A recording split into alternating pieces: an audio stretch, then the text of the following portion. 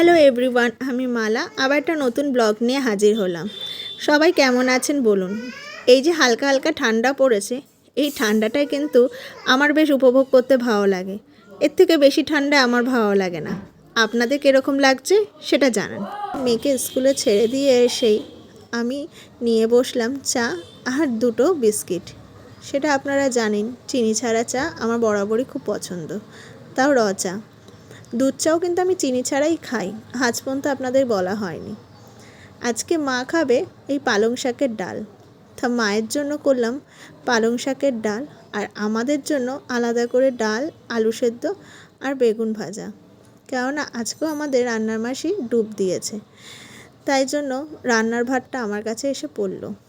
আর এই দেখুন, সব সবজিগুলো কেটে নিয়েছি আর পালং শাকটা সব ধুয়ে নিয়েছি। আর এই যে রেডি হয়ে গেছে আমার পালং শাকের ডাল। আপনারা জানি না কতজন খেয়েছেন, বাট এটা খেয়ে দেখতে পারেন, খুব ভালো লাগে কিন্তু। আর দুপুরবেলা খাইয়ে দাই আরেকজনকে স্নান করিয়ে বসিয়ে দিয়েছি রোদে। সে একটা ব্রাউনি বিস্কুট খেতে খেতে পুরো গা হাত পা মাখাচ্ছে।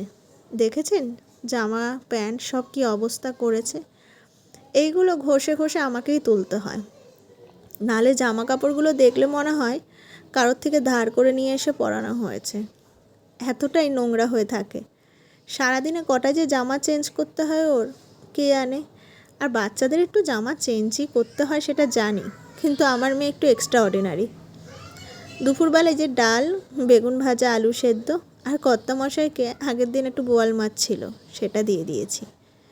সন্ধ্যাবেলা টিফিন খেয়ে তারপরে আমি একটু চানাচুর খাচ্ছি, কার খাওয়ার জোয়া আছে দেখুন। আর রাত্রিবেলা এই চিকেন কষা দিয়ে রাত শেষ।